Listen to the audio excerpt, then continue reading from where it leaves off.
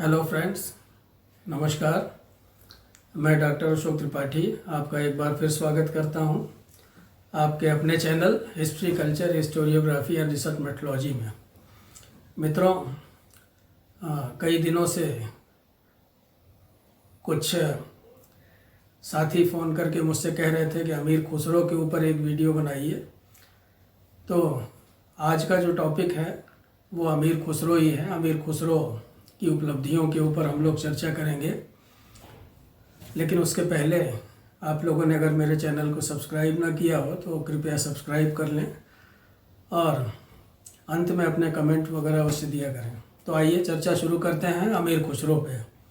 मित्रों, गजनवियों ने जब भारत के कुछ भागों पे अपना अधिकार स्थापित कर लिया तो लाहौर, जो कि आजकल पाकिस्तान में है, वो सामाजिक और राजनीतिक रूप से उनका मुख्य केंद्र बन गया। अफ़गानिस्तान, ट्रांसआक्सियाना, खुरासान, पर्सिया जिसे ईरान कहते हैं आजकल, और पंजाब के साथ आपस में सांस्कृतिक संबंधों का विकास होने लगा और निस्संदेह फारसी भाषा इस आपसी समागम का माध्यम बनी। अभिजात वर्ग एवं बुद्धिजीवी वर्ग के लोग यहाँ आकर के स्थायी रूप से निवास करने लगे, बसने लगे और इन्होंने भारतीय ईरानी संस्कृति की बुनियाद को स्थापित किया। 16वीं और 17वीं शताब्दी में महान मुगल शासकों के समय में यह संस्कृति अपने विकास की उच्चतम सीमा पर पहुंच गई और इस प्रकार इन लोगों ने सर्वप्रथम भारत में फारसी कविता के विकास का श्रीगणेश किया। अगर हम इतिहास पर नज़र डालें अमीर खुसरो से पहले, तो हम ये देखते हैं कि पूर्व काल के कवियों में सबसे प्रमुख दो कवि अबुल फराज रुमानी एवं मसूद साद थे। इन दोनों के बाद एक लंबे अंतराल के बाद इल्तुतमिश के समय में अमीर रूहानी महत्वपूर्ण कवि हुआ। अमीर खुसरो का उद्भव भी इन्हीं महान कवियों की श्रृंखला में हुआ और इस श्रृंखला में और भी अनेक महाकवियों का या महान कवियों का उद्भव हुआ, किंतु कोई भी अमीर खुसरो की बराबरी न कर सका, अथवा हम दूसरे शब्दों में कहें तो अमीर खुसरो से अधिक गौरव और ख्याति नहीं प्राप्त कर सका।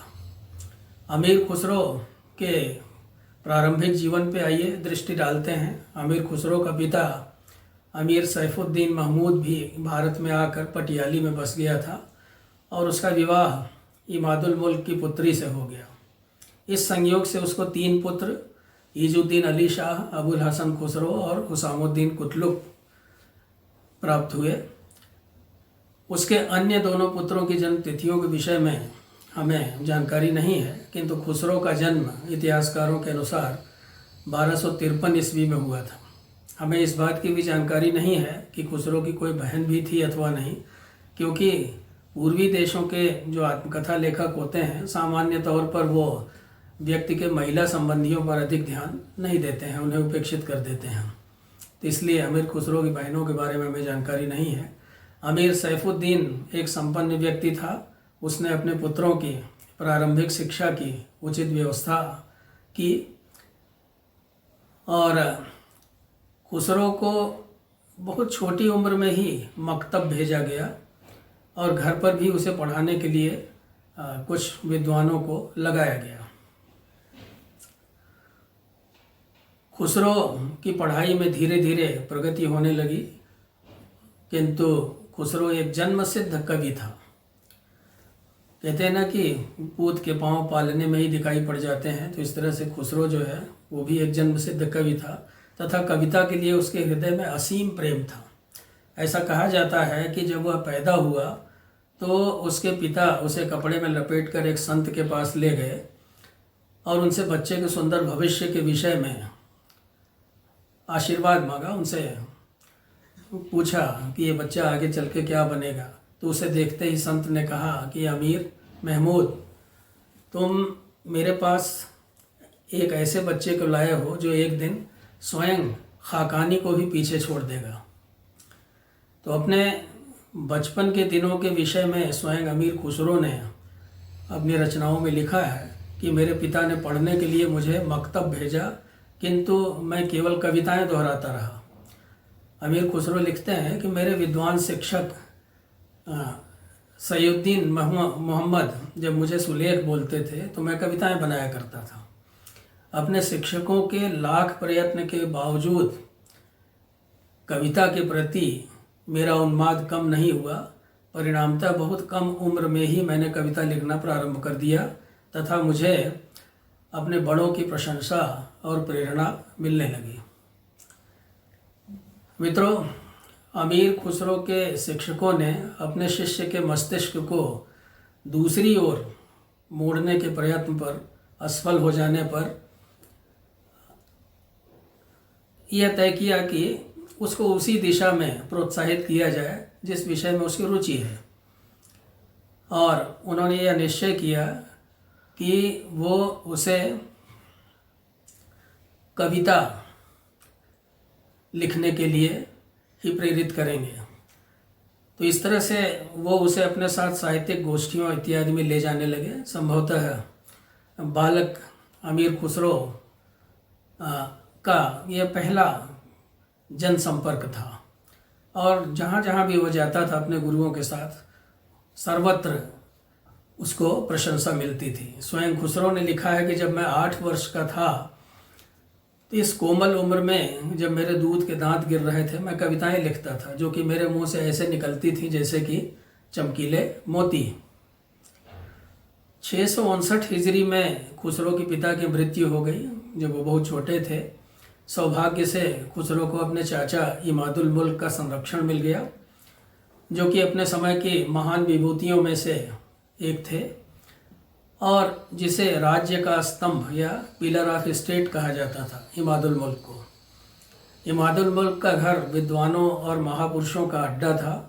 इस प्रकार अमीर खुसरो को अपना काफ़ी समय इन महापुरुषों के बीच बिताने का अवसर मिला। उनके विद्वत्तापूर्ण भाषणों को या काव्य चर्चा इत्यादि को वो बड़े ध्यानपूर्वक सुना करता था बालक खुसरो, तथा उन्हें अपने जीवन में उतारने का प्रयत्न करता था। अपनी काव्य प्रतिभा से उसने उन सभी विद्वानों को भी बहुत अधिक प्रभावित किया। मित्रों, भाग्य ने भी खुसरो का साथ दिया।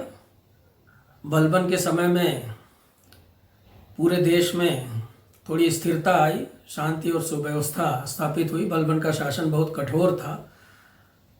वास्तव में कविता लिखने के लिए या दूसरे शब्दों में कहें काव्य साधना के लिए एवं अन्य सांस्कृतिक विधाओं के विकास के लिए यही अनुकूल वातावरण था। अमीर खुसरो ने इस समय राजकीय सेवा में आने का निश्चय किया। इस समय तक वह 20 वर्ष से अधिक उम्र का हो चुका था तथा एक अच्छे कवि के रूप में उसकी प्रतिष्ठा स्थापित हो चुकी थी। उसने बलबन के ज्येष्ठ पुत्र युवराज मोहम्मद खां के यहाँ दरबारी कवि के रूप में नौकरी कर ली। इसके बाद उसने लगातार बलबन से लेकर गयासुद्दीन तुगलक तक के काल में दिल्ली सल्तनत के सुल्तानों की सेवा की। बाद में प्रसिद्ध सूफी संत जो कि चिश्ती सिलसिला के संत थे, निज़ामुद्दीन औलिया का वह शिष्य हो गया। अमीर खुसरो धीरे धीरे एक सिद्धहस्त कवि बन गया, विद्वान बन गया। मित्रों, अमीर खुसरो उन महान लेखकों में से था जिसका यश दूर दूर तक फैला, और अमीर खुसरो बहुत दिन तक जीवित रहे और बहुत दिनों तक जीवित रहकर समकालीन लोगों द्वारा अनेक पीढ़ियों तक अपनी योग्यता को स्वयं उन्होंने पहचाना जाता देखा और संतोष प्राप्त किया। ऐसे व्यक्ति कभी कभी पैदा हुआ करते हैं। अमीर खुसरो ने अनेक ग्रंथों की रचना की।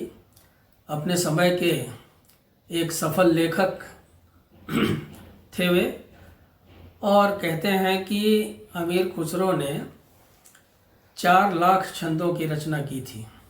यह निर्विवाद सत्य है मित्रों कि फारसी लिखने वाले भारतीयों में अमीर खुसरो का कोई मुकाबला नहीं था। अमीर खुसरो निश्चित रूप से सर्वश्रेष्ठ थे। वह पहला मुसलमान लेखक था जिसने कि हिंदी शब्दों तथा भारतीय अलंकारों और विषय वस्तु का प्रयोग किया। दुर्भाग्यवश परवर्ती लेखकों ने उसका अनुसरण नहीं किया और जानबूझकर विदेशी शब्दावली या अलंकारों इत्यादि से चिपटे रहे। आइए अमीर खुसरो के लेखन पर थोड़ी चर्चा करते हैं, क्योंकि बिना उसके यह चर्चा अधूरी रहेगी। यूँ तो अमीर खुसरो ने अनेक ग्रंथों की रचना की, किंतु उसके जो ग्रंथ बहुत ही अधिक प्रसिद्ध हैं उन्हें हम इस प्रकार से समझ सकते हैं। सबसे पहले अमीर खुसरो के 5 दीवान बहुत प्रसिद्ध हुए। तुहफ़ातुस सिगार, वस्तुल हयात, गुर्रतुल कमाल, वाकिया नाकिया और निहायतुल कमाल। तो इस तरह से ये 5 दीवान थे। इसके अलावा अमीर खुसरो ने ढेर सारी ऐतिहासिक कविताएं लिखी। कुछ पुस्तकें इस प्रकार हैं, ऐतिहासिक पुस्तकें उनकी: किरानुस्सादैन, मिफ्ताहुल फुतूह, नूह सिपर, आशिका और तुगलकनामा। ये पांचों एक बार फिर से सुन लीजिए: किरानुस्सादैन, मिफ्ताहुल फुतूह, नूह सिपर, आशिका और तुगलकनामा। ये इतिहास की दृष्टि से बहुत ही महत्वपूर्ण ग्रंथ हैं और प्रायः इतिहास के विद्वान इन पुस्तकों का उपयोग करते हैं। उसके बाद तीसरी कोटि में खम्स आते हैं, जिनमें कि प्रसिद्ध हैं उनकी रचनाएं: मल्लोल अनवर, शीरीन व खुसरो, आइने सिकंदरी, हस्ते बहिश्त और मजनू लैला। इसके बाद मित्रों, खुसरो को गज़ल का और कव्वाली का जन्मदाता भी माना जाता है। खुसरो की संगीतात्मक कविताएं गज़ल के नाम से प्रसिद्ध हैं। आज भी बहुत सारे लोग सूफ़ी संतों की मज़ार पर कव्वाली गाते हैं। कुछ प्रारंभिक रचनाएं कव्वाली की अमीर खुसरो ने की थी। इसके अलावा कुछ गद्य ग्रंथ भी अमीर खुसरो के द्वारा रचे गए थे, जैसे तारीख़ अलाई अथवा ख़ज़ाइनुल फतूह और अफ़दलुल फ़वायद, इज़ाज़ खुसरवी इत्यादि। और हिंदी कविता, जैसे कि अभी हमने ऊपर चर्चा की कि वो हिंदी शब्दों का प्रयोग करते थे। कुछ हिंदी कविताओं की झलक अगर आपको देखनी हो तो आप अमीर खुसरो की रचनाएं, खलीक बारी और अन्य हिंदी कविताएं जो छिटपुट मिलती हैं, जो उनके नाम से प्रसिद्ध हैं, उनको देखा जा सकता है। तो अभी जिन ग्रंथों की हमने चर्चा की, तो इन ग्रंथों के अलावा भी अमीर खुसरो ने अनेक अन्य प्रसिद्ध ग्रंथों की रचना की थी, जिनमें तारीख़ दिल्ली और रसैल इजाज़ इत्यादि बहुत प्रमुख हैं। फ़ारसी भाषा पर असाधारण अधिकार होने के कारण उनकी तुलना महाकवि फिरदौसी, शेख सादी और फ़ारस के कवि निजामी से की जाती है। यहाँ तक कि जहाँ तक हिंदी कविता का प्रश्न है, विद्वानों में इस बात पर मतभेद उत्पन्न हो गया है कि खुसरो ने हिंदी में कुछ लिखा था अथवा नहीं। सभी पूर्वी एवं पश्चिमी आत्मकथाकार एवं संग्रहकारों का मत है कि खुसरो ने हिंदी में लिखा था और उन्होंने अपनी रचनाओं में जगह जगह हिंदी शब्दों का प्रयोग किया है। वे बिना किसी झिझक के इस बात को स्वीकार करते हैं, किंतु कुछ आधुनिक विद्वान जिन्होंने भारत में हिंदी भाषा का विशेष अध्ययन किया है, वो इस विषय में संदेह उत्पन्न करते हैं। खुसरो हिंदी जानते थे, इससे इनकार करने का कोई कारण नहीं है। इसके पक्ष में हम तर्क दे सकते हैं कि खुसरो का जन्म भारत में हुआ था, उनके पूर्वज पहले से ही यहाँ रहते आ रहे थे, उनकी माता भी भारतीय मूल की थी। इसलिए इन परिस्थितियों में, चूँकि वो भारत में पैदा हुए, भारत में पले, भारत में बढ़े, तो इसलिए इन परिस्थितियों में खुसरो को हिंदी भाषा में भी निपुण होना ही चाहिए। इसके अलावा खुसरो ने अपनी कृतियों में खुलकर हिंदी अलंकारों, शब्दों आदि का प्रयोग किया है। इसलिए हम इस बात से इनकार नहीं कर सकते कि उसने हिंदी में भी काव्य रचना की थी। मित्रों, हिंदवी या दहलवी कहा जाता था उन दिनों जो हिंदी चलती थी। आगे चल कर के वो रेखता के नाम से प्रसिद्ध हो गई और खुसरो की रचनाओं में आप रेखता के बहुत सुंदर उदाहरण देख सकते हैं, जैसे शबान हिजरी, दराज चू जुल्फ, ओ रोजे वसलत चू उम्र कोतह, सखी पिया को जो मैं न देखूं तो कैसे काटूं अंधेरी रतियां। यहाँ आप देख सकते हैं कि हिंदी के शब्दों का कितना सुंदर प्रयोग इसमें हुआ है। सखी पिया को जो मैं न देखूं तो कैसे काटूं अंधेरी रतियां। यद्यपि जो पहली लाइन है वो फारसी है, लेकिन दूसरी लाइन हिंदी में लिखी गई है। इसके अलावा मित्रों एक